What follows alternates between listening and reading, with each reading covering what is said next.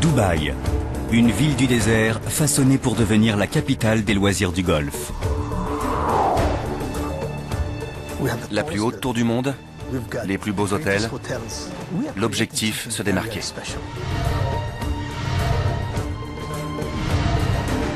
Au cœur de la nouvelle métropole doit se dresser le plus extraordinaire centre commercial de la planète. 1200 magasins et un seul slogan. Tout ce que vous avez toujours désiré. Mais les délais de construction semblent impossibles à tenir. Notre plus grand ennemi, c'est le temps. On n'a jamais rien construit d'aussi grand, aussi vite. En jeu, des sommes colossales investies et la réputation de la ville.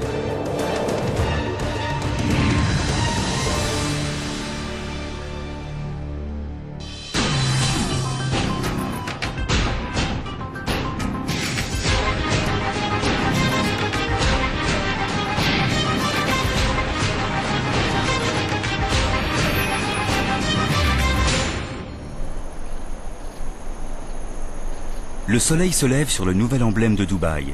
L'ouverture a lieu dans 3 jours. Pour les quelques 12 000 ouvriers qui travaillent d'arrache-pied, une véritable course contre la montre s'est engagée.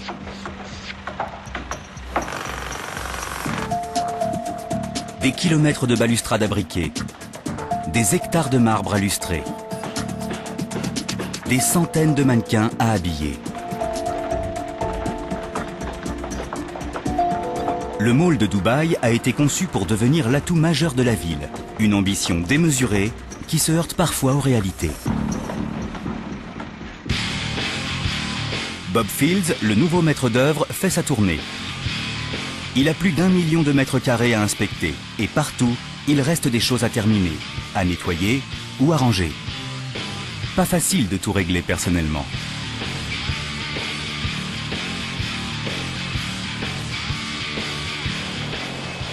Où est Amar?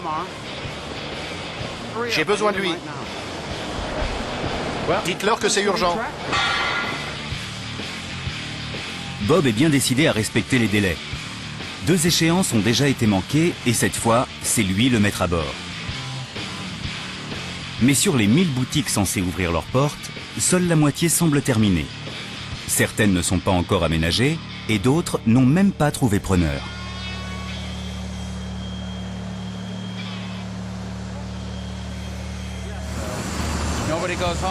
Personne ne rentre chez lui avant 1 h du matin. Et tout le monde est sur le pont dès 5 h. Toutes les équipes coopèrent. Et c'est ce qui va nous permettre d'ouvrir dans les délais. Ça va être un grand moment. Il y aura des policiers tout autour du site. Et on accueillera le public. Le gros problème, c'est la circulation. On attend quelques 50 000 véhicules par jour.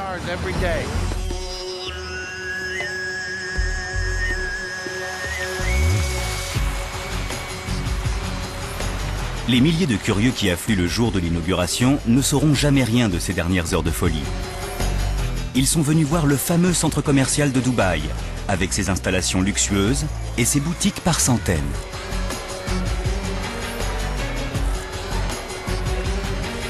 Un énorme aquarium attire tous les regards. Sa vitre en verre acrylique est la plus grande du monde.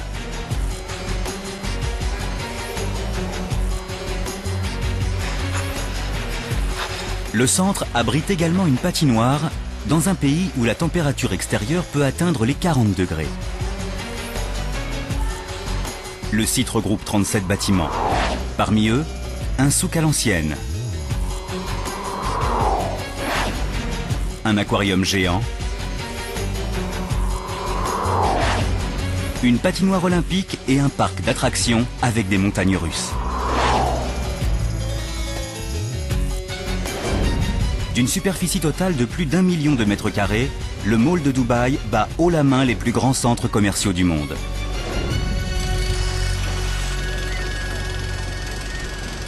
« 2004, début des travaux. Le sable du désert disparaît sous un gigantesque chantier. Mais les travaux ont pris un retard considérable. En fait, l'inauguration aurait déjà dû avoir lieu. Angeline Chen, l'architecte en chef, se rend régulièrement sur le site. On s'occupe des plafonds. Je veux voir les panneaux. La jeune femme n'a jamais rien construit d'aussi monumental. C'est probablement l'œuvre de sa vie. Et elle en est fière. Mes espaces préférés, ce sont les atriums. Ils font tous 3 étages. Quand on se promène dans le centre commercial, même si à ce stade, rien n'est encore fini, on sent toute la majesté de l'espace. C'est impressionnant. Mais Angeline Chen n'est pas là pour faire du tourisme. À chacune de ses visites, une nouvelle difficulté l'attend. Pour l'heure, son problème le plus épineux est de parvenir à poser la coupole monumentale de la cour intérieure dans les délais. Que dit l'entrepreneur? C'est reporté à février de l'année prochaine. Notre plus grand ennemi, c'est le temps. On avait 28 mois pour construire ce centre commercial. Les travaux ont déjà pris plusieurs mois de retard. Mais les atriums ne sont pas les seuls en cause. Tout le chantier est un véritable casse-tête. Le complexe est constitué de 37 structures séparées et chacune doit pouvoir résister à des séismes d'une magnitude de 5,5 sur l'échelle de Richter. Toutes les constructions sont donc renforcées par des murs capables de supporter des poussées latérales.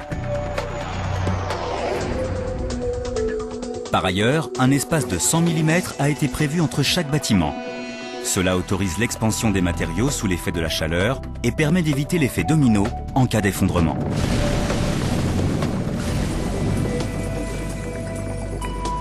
Dubaï n'est pas situé dans une zone particulièrement sismique, mais le tremblement de terre qui a ravagé Bam, en Iran, a été ressenti jusqu'ici.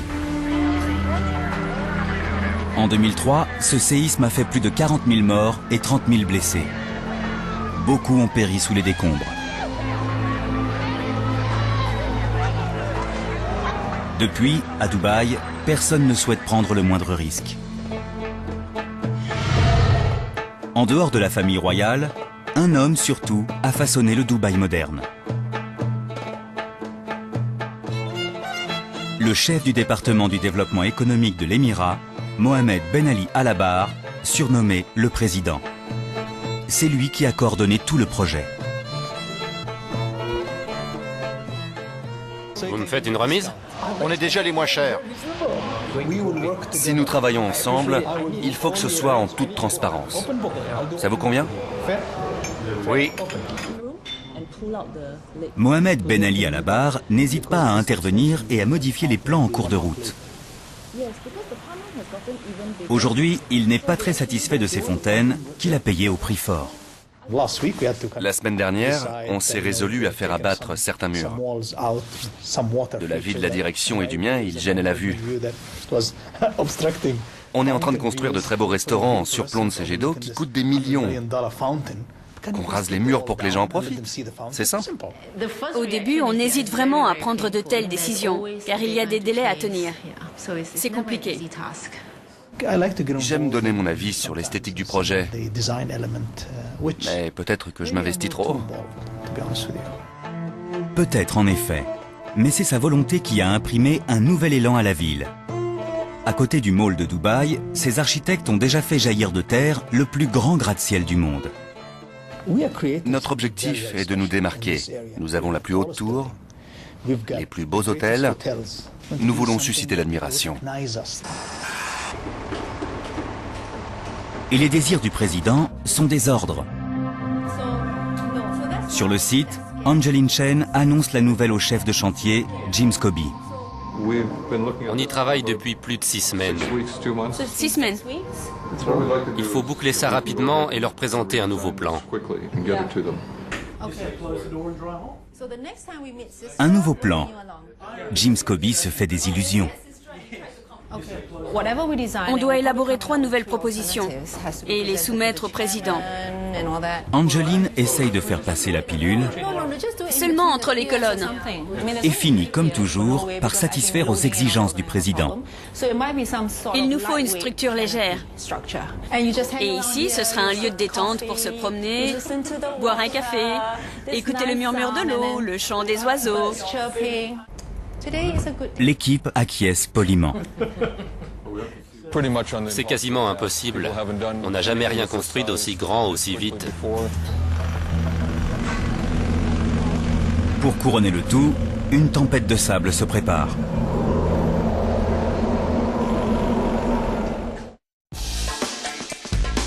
Le Mall de Dubaï est un temple de la démesure. 95 ascenseurs, 170 escalators, plus de 30 millions de visiteurs attendus la première année, des centaines de magasins luxueux.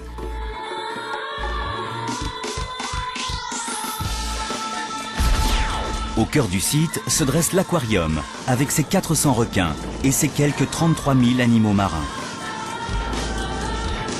Quant à la vitre, elle figure dans le Guinness des records.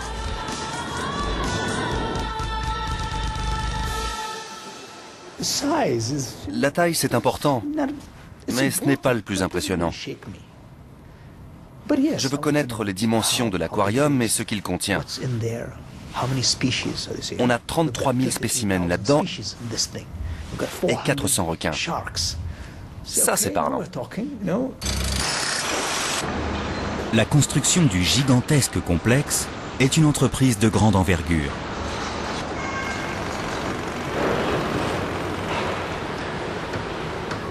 Chaque matin, 2500 ouvriers quittent le chantier pour être remplacés par leurs 10 000 collègues de l'équipe de jour.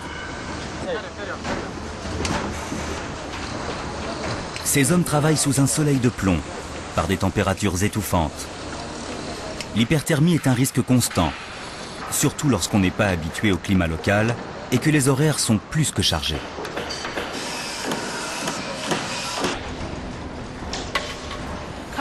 Actuellement, on travaille non-stop. Le chantier est ouvert 24 heures sur 24, 7 jours sur 7, été comme hiver.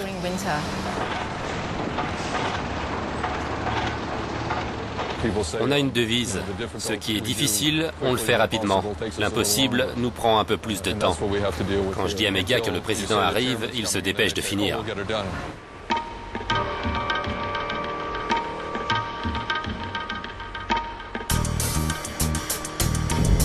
Mohamed Ben Ali Al Abar a fait construire quelques-uns des gratte-ciels les plus extraordinaires de Dubaï. Aujourd'hui, il effectue une petite visite de contrôle. L'homme, à l'évidence, aime garder la main sur tout. S'il vous plaît. Il faut quelqu'un pour tailler les palmiers autour de la place. Il y a toujours des feuilles mortes qui pendent.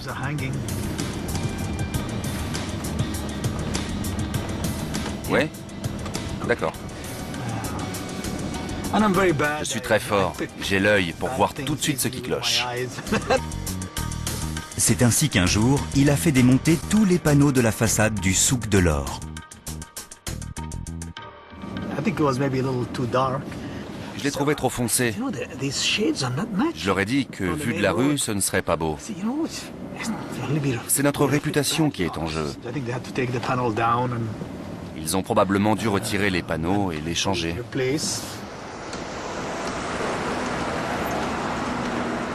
L'accès au Mall de Dubaï se fera par une avenue de la taille des Champs-Élysées.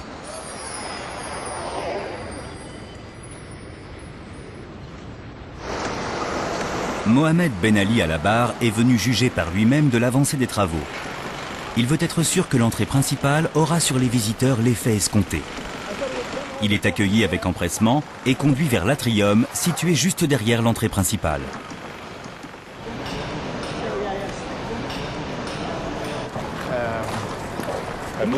On n'a pas encore arrêté notre choix, mais on pense à de la céramique.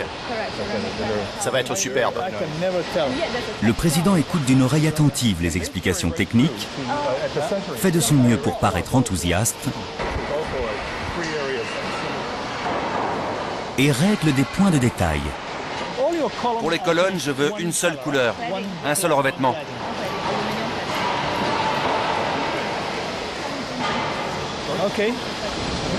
Heureusement pour l'équipe, cette fois, il n'exige aucune modification. Un peu plus grand, ça aurait été aussi bien. Bâtiment 11 et 12. Ici, c'est le 10, 15, 23, 26. C'est incroyable.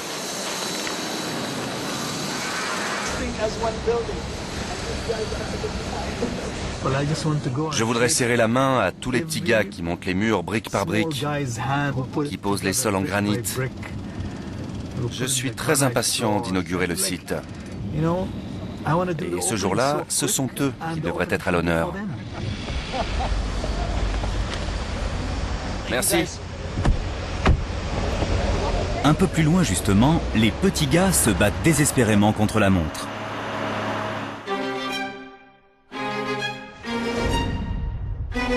L'aquarium sera l'une des principales attractions du mall de Dubaï. Il a été clairement conçu pour impressionner, tout d'abord par ses dimensions. Capacité 10 millions de litres d'eau. Une masse colossale retenue par des panneaux de verre acrylique de 750 mm d'épaisseur. Une fois installées, les plaques seront chauffées puis refroidies et les joints disparaîtront. Seule subsistera alors une immense façade vitrée.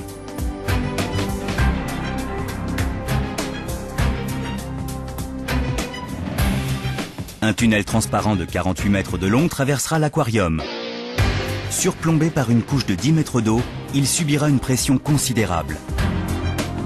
Il sera donc cerclé de fer pour éviter tout risque de déformation. Sa construction consommera la production annuelle d'acrylique de 2 usines et nécessitera une précision absolue.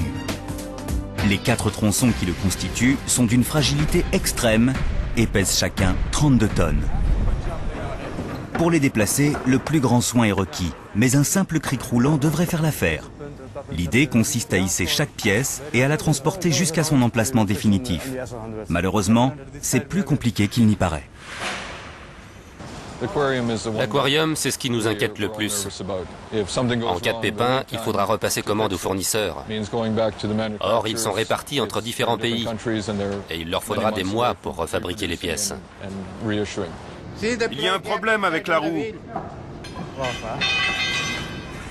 Peter Knapp supervise l'opération. Pour les membres de l'équipe, c'est une première. Tout le monde travaille au ralenti. Malgré la dimension des éléments à poser, la marge de manœuvre reste très limitée.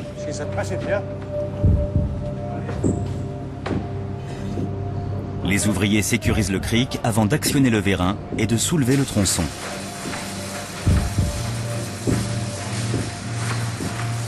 Tout se passe pour le mieux, lorsque soudain, un problème attire l'attention de l'équipe. La pièce se déforme sous l'effet de son propre poids, et la pression pousse les parties latérales vers l'intérieur. Si on la posait maintenant sur le sol, elle casserait. Mon pire cauchemar serait qu'elle tombe et se brise. Elle vient des États-Unis. Sa fabrication a pris plusieurs mois. Et il a fallu des semaines pour la faire venir. Et puis, tant que le tunnel n'est pas en place, il y a des choses à l'extérieur qu'on ne peut pas faire. Ce qui veut dire que c'est tout le projet, ou au moins une partie du projet, qui prendra 6 mois, 1 an de retard. Dubaï affiche fièrement ses projets les plus extravagants. Palm Island, la plus grande île artificielle de la planète, accueille de nombreuses célébrités. Et le prix au mètre carré y est parmi les plus élevés au monde. C'est l'or noir qui a financé le fameux hôtel Burj Al Arab, réputé le plus luxueux au monde. Mais la manne se tarira un jour, et la ville, prise de frénésie, se dépêche de préparer l'après-pétrole. Malheureusement, elle ne peut rien contre les aléas climatiques, et une simple tempête de sable peut provoquer l'arrêt presque complet des travaux.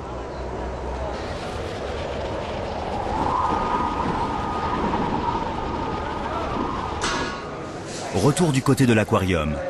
L'équipe a passé la nuit à concevoir une autre façon de mettre en place les éléments du tunnel. Ils ont mesuré et remesuré. Normalement, ça devrait passer. L'idée consiste à répartir la charge sur 2 crics. On retire tous les étais et le tronçon est redescendu centimètre par centimètre. Tout semble fonctionner.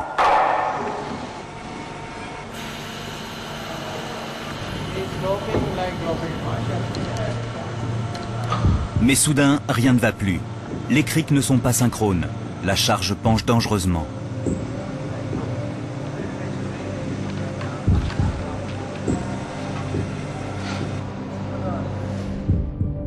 La pression exercée par les 32 tonnes d'acrylique se concentre sur une des parois.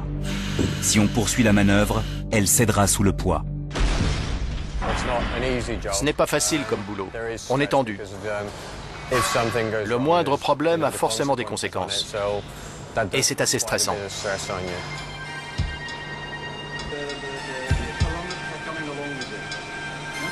Avec d'infinies précautions, Peter Knapp synchronise les vérins et rééquilibre la charge.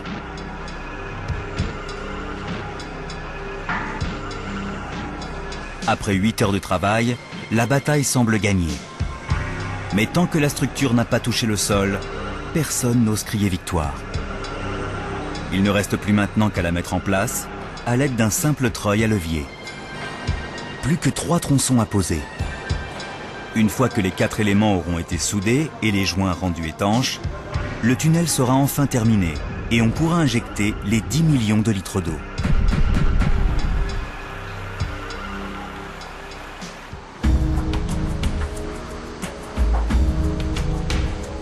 Tandis que l'aquarium prend forme, Angeline Chen, l'architecte en chef, concentre son énergie sur une autre idée de Mohamed Ben Ali Al-Abar, la patinoire olympique. L'une après l'autre, les couches de béton sont lissées avec soin. La moindre petite bosse rendrait la surface de la glace inégale. Angeline est venue discuter de la toiture. La patinoire pourra accueillir 400 patineurs et le soleil du désert servira d'éclairage naturel. Le toit, immense, aura donc des allures de gruyère avec ses 60 puits de lumière. Les études de température seront prêtes dans 2 semaines environ. Au pire, on sera obligé de filtrer 5 à 10% de la lumière directe. Car chaleur et glace ne font pas bon ménage.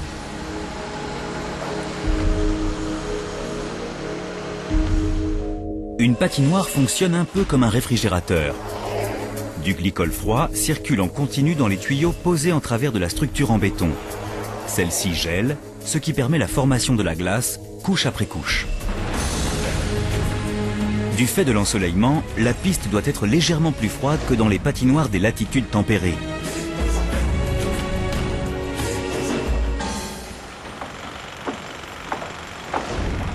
Décidément, sur ce chantier, tout est destiné à battre des records, même le nombre de grues. Car il en faut pour déplacer toutes ces charges. Dubaï est prise d'une telle fièvre de construction qu'elle accapare à elle seule un quart du stock mondial disponible. La plus grosse grue du site est la DMAG 2800.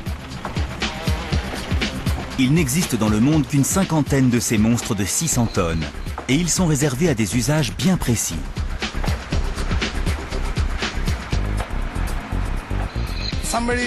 On nous demande toujours d'aller plus vite. Mais cette machine ne peut pas aller vite. Ces gros engins, ça demande de la patience. Aujourd'hui, Georges doit commencer à hisser les éléments du toit du parc d'attractions.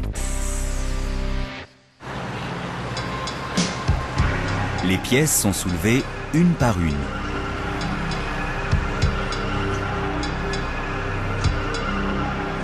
Un travail qui exige toute la patience et l'expérience accumulée au cours de 26 ans de carrière.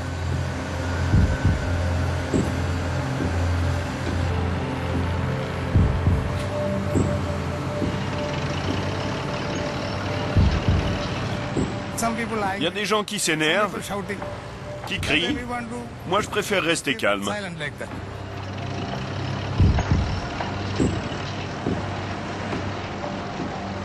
Le toit sera assemblé comme un puzzle géant. Monter une structure de cette taille est en soi une tâche ardue. Quand s'y ajoutent des milliers de tubes, de poutrelles, de vis et de boulons, cela vire au cauchemar.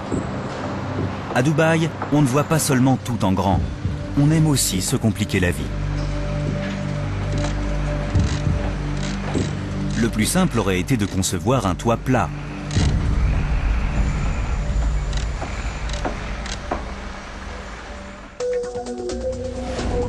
Mais celui-ci sera ondulé. L'armature métallique doit être d'une solidité à toute épreuve. Mais les pièces qui la constituent sont complexes et ont toutes été conçues et fabriquées séparément. Et tout cela à la demande de qui?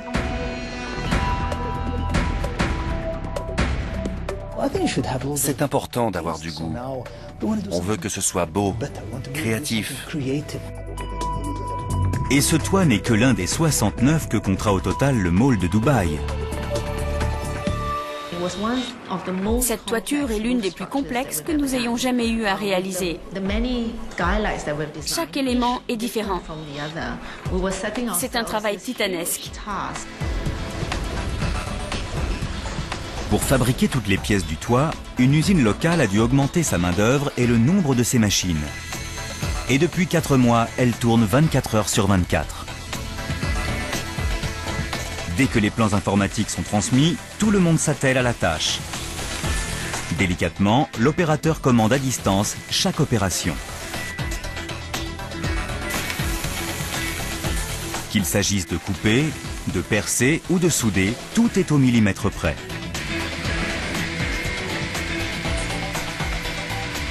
Car si les pièces ne s'imbriquent pas parfaitement, c'est tout le toit qui restera cloué au sol.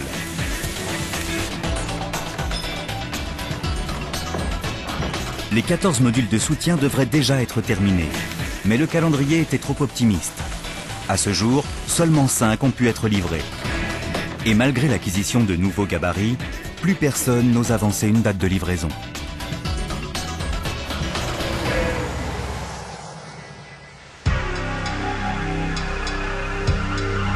Sur place, malgré les efforts des ingénieurs, l'armature se révèle difficile à assembler.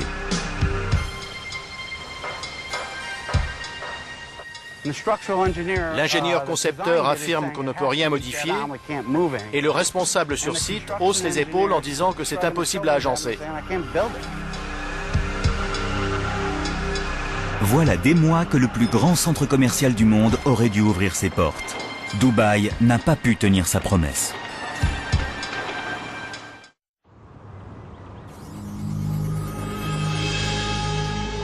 Durant des siècles, la ville a été un comptoir commercial. Les Arabes sont un peuple de navigateurs et elle constituait une escale majeure sur la route de l'Inde. Au fil de ces ruelles, on découvre de nombreux magasins et marchés traditionnels. L'un des plus célèbres est le souk de l'or, où se pressent aussi bien les Dubaïotes que les étrangers.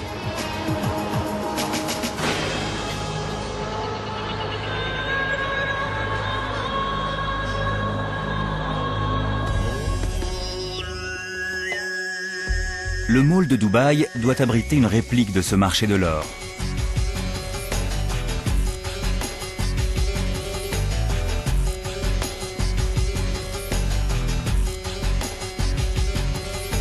Pour ce souk ultramoderne, pas question de regarder à la dépense.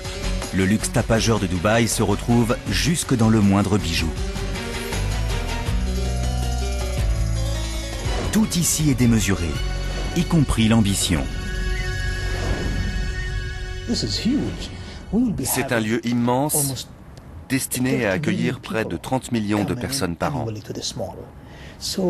Mon principal souci est et sera toujours de contenter au mieux les clients et de m'assurer qu'ils rentreront chez eux pleinement satisfaits. J'en fais une affaire personnelle. Tout est fait pour que les visiteurs vivent une expérience exceptionnelle. Mohamed Ben Ali Al-Abar a soigneusement choisi ses architectes. L'équipe dirigée par Angeline Chen et constituée au départ de 6 membres s'est singulièrement étoffée. On a été jusqu'à 90 sur le site.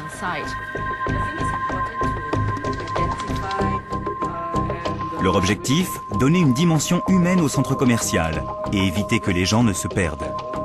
Cette mission a priori impossible a été confiée à Tilian Seng, expert en la matière. Le mall de Dubaï est grosso modo un gigantesque quart de cercle. La configuration des lieux est prévue pour que les visiteurs ne puissent avancer que dans une seule direction, dans un sens ou dans l'autre.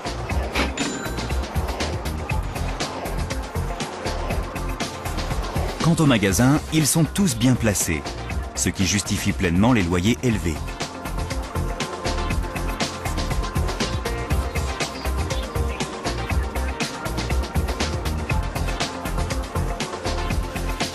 Pour les visiteurs les moins intrépides, un raccourci a été prévu.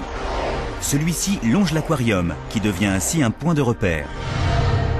Il faut dire que les architectes ont plus d'un tour dans leur sac. On a placé les principaux centres d'intérêt à chaque extrémité du site, de sorte que les magasins situés entre les deux profitent du flux de visiteurs.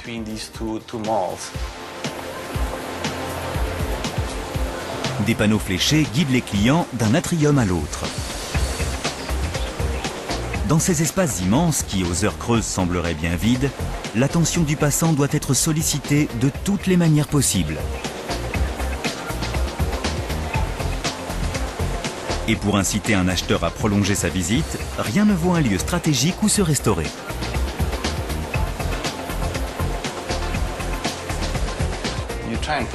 Il faut qu'ils aient une vue agréable, ou qu'ils puissent s'asseoir à l'air libre.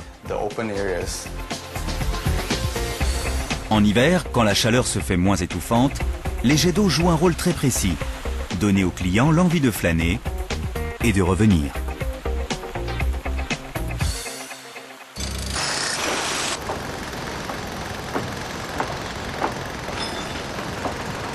Les architectes travaillent quasiment 24 heures sur 24. Mais rien n'y fait. Le retard ne cesse de grandir.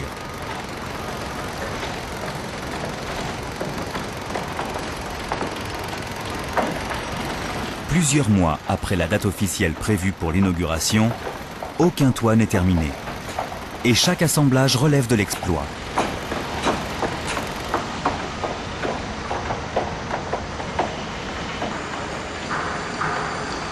Les panneaux de l'aquarium, en revanche, sont montés et scellés.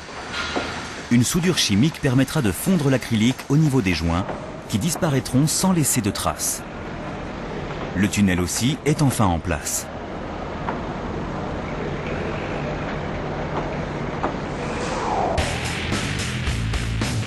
Entre-temps, Bob Fields, le nouveau maître d'œuvre, a pris ses fonctions, avec l'enthousiasme des débuts.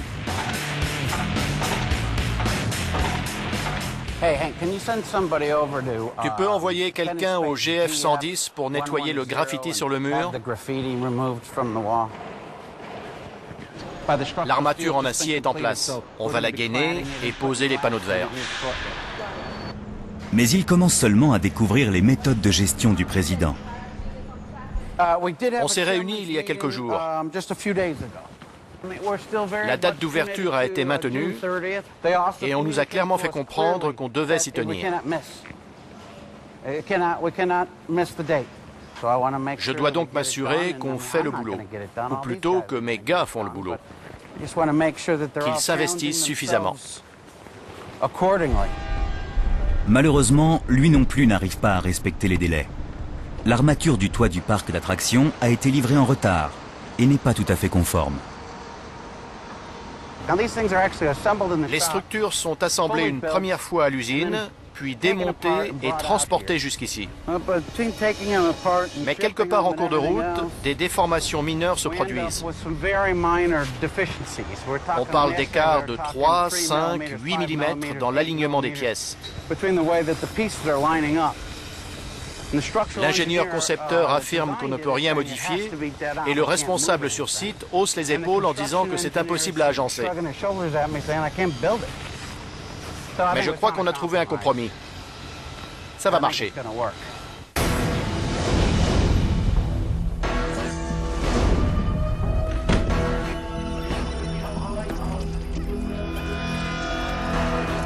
Bob Fields passe le plus clair de son temps à essayer de limiter les dégâts. Ces réunions sont essentielles. C'est là que je redresse la barre. Quitte à sermonner ses troupes. Vous êtes des pros. Vous connaissez le boulot. Ça fait 3 fois qu'on revient là-dessus. Le discours musclé porte ses fruits. Le chantier commence à prendre tournure. L'équipe de Bob a même monté un atelier pour fabriquer sur place la façade en fibre de verre. Une solution ingénieuse qui permet d'avoir le matériel toujours à portée de main.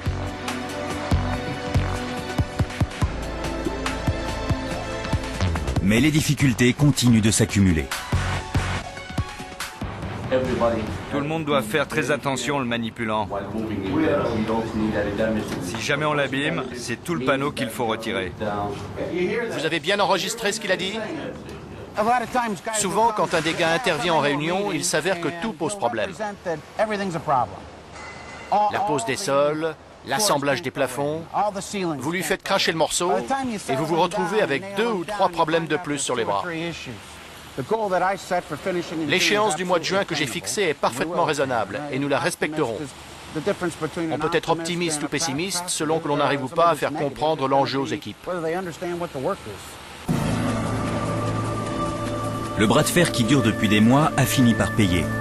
La façade se dessine, les toits trouvent leur place, le centre commercial prend forme. On a 170 escalators. Dans l'attente des 30 millions de visiteurs attendus la première année, des mètres et des mètres de béton s'habillent de marbre et de verre. Le souk de l'or est presque terminé.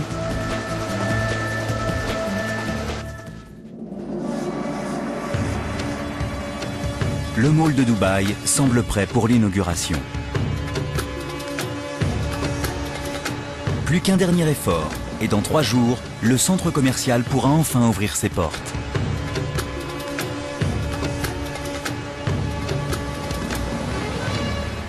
Le monde entier a les yeux rivés sur nous. Les gens ont placé la barre très haut. Maintenant, on doit encore ouvrir le centre, accueillir les visiteurs, les servir, s'occuper du nettoyage et de l'entretien, gérer les magasins, assurer la sécurité. Je me fais tout le temps du souci. C'est peut-être pour ça que je garde la ligne. Je m'inquiète beaucoup. Aucune boutique ne semble terminée, alors que la moitié d'entre elles, soit 600, devraient être ouvertes.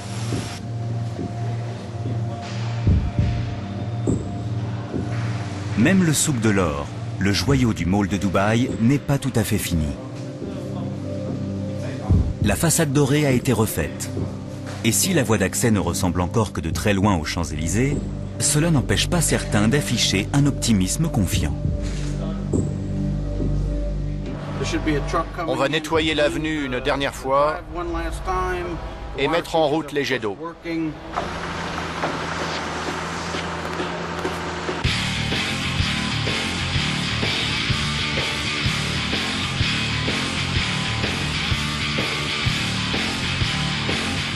Bob Fields effectue sa dernière ronde avant le grand jour.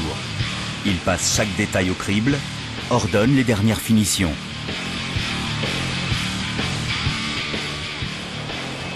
Où est Amar? J'ai besoin de lui. Dites-leur que c'est urgent. Dans la patinoire, le plafond est en place. Il ne reste plus qu'à fabriquer la dernière couche de glace. Un travail long et minutieux.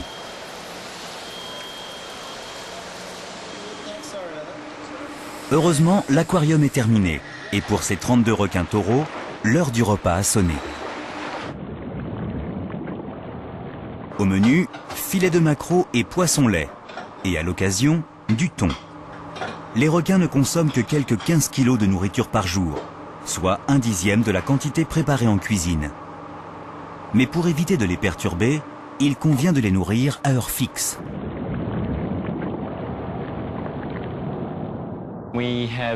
Nous avons le plus grand nombre de requins en captivité.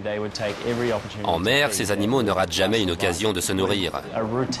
Si on leur donne chaque jour, à la même heure, un type précis d'aliments, et si on adopte un comportement particulier, ils finissent par comprendre que tous les jours, ils ont droit à un repas. Une puce électronique a été implantée sur chaque requin et sur chaque raie pour surveiller leur croissance, leur état de santé et leur fertilité. La gestation des femelles est, elle aussi, suivie de près. Pour ce qui est du grignotage entre les repas, Paul Hamilton n'a en revanche aucun souci à se faire. Les requins préfèrent se laisser nourrir par les plongeurs plutôt que de dépenser de l'énergie à chasser. Au bout d'un mois, ils se calment et ne font plus du tout attention aux animaux autour d'eux.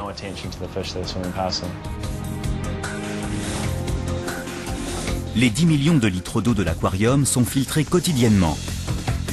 et la température est maintenue à 24 degrés.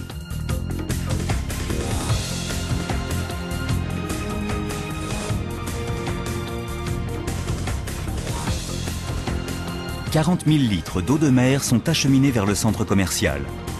Désormais, tous les jours et pendant des années, des camions-citernes effectueront le même trajet. Il faut bien compenser les quelques 10% de liquide qui, chaque mois, se perdent par évaporation ou filtrage. Mais l'eau du Golfe est trop salée. Avant de la déverser dans l'aquarium géant, il convient de la diluer et de l'épurer. Nous sommes ici dans le centre de traitement du réservoir principal. C'est ici que l'eau est filtrée avant d'être réintroduite dans le circuit. Un système de contrôle permet de vérifier l'acidité de l'eau et sa teneur en oxygène. Filtre, pompe, tous les équipements sont automatiques et à sûreté intégrée. S'agissant du bien-être des poissons, rien n'est laissé au hasard.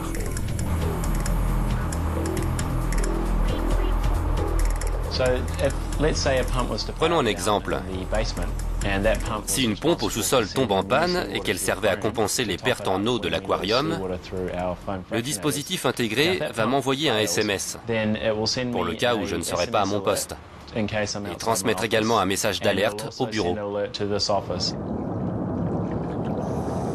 L'aquarium est prêt à remplir son rôle d'attraction majeure du centre commercial. Quand je le regarde, je suis très ému. Chaque fois, je me dis, j'ai hâte de voir les enfants courir tout autour. Contre toute attente, la patinoire est enfin elle aussi terminée. Un petit coup de surfaceuse et la piste pourra accueillir les premiers patineurs.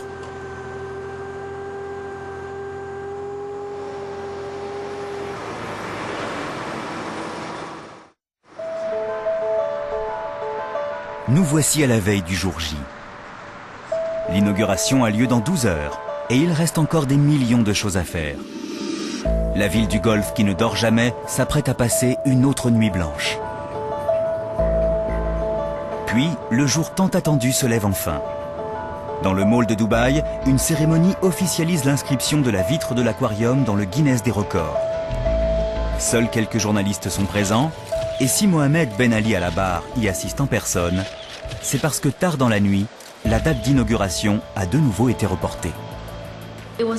On n'était pas prêt à accueillir une telle foule. Il aurait été impossible de faire face. Vous savez, il se peut qu'on prenne 1 ou 2 mois de retard. Des projets comme ça, on n'en supervise qu'un seul dans sa vie, et on tient à être prêt. 1 mois de plus ou de moins, ça n'a pas grande importance.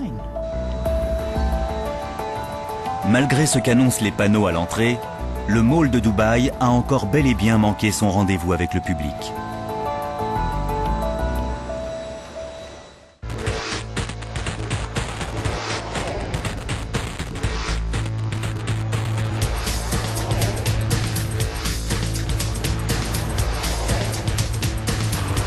Six mois plus tard, c'est une toute autre ambiance qui règne dans le plus grand centre commercial du monde. Chaque jour, le mall de Dubaï accueille ses visiteurs par milliers.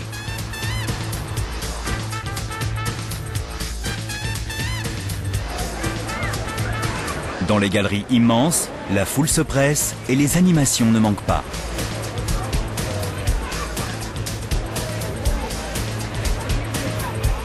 La patinoire est elle aussi prise d'assaut. Il y a les intrépides qui n'hésitent pas à chausser les patins et les simples curieux que toute cette glace en plein désert ne cesse d'étonner.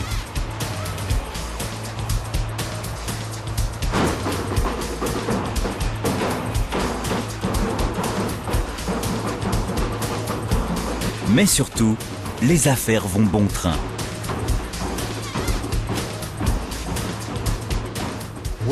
Les femmes d'ici sont différentes des occidentales. Elles ne vont pas aux matchs de baseball ou de tennis. Elles ne pratiquent pas de sport comme le rafting ou l'alpinisme.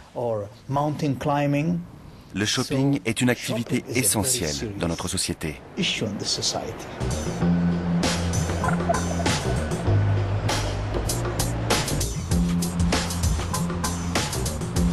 le toit du parc d'attractions est enfin assemblé. Mais il serait tout de même un peu risqué de prévoir une ouverture prochaine. Car à l'intérieur, les différents jeux et manèges sont loin d'être terminés. Cette section n'est encore qu'un vaste chantier. Et si les rails des montagnes russes sont en place, cela manque un peu de décoration avant l'ouverture au public.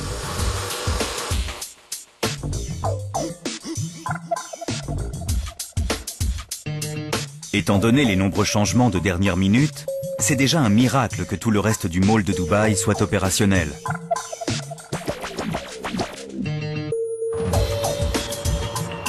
Construire un centre commercial de cette taille est un pari risqué. Mais avoir misé sur le plus pur style dubaïote se révélera peut-être payant.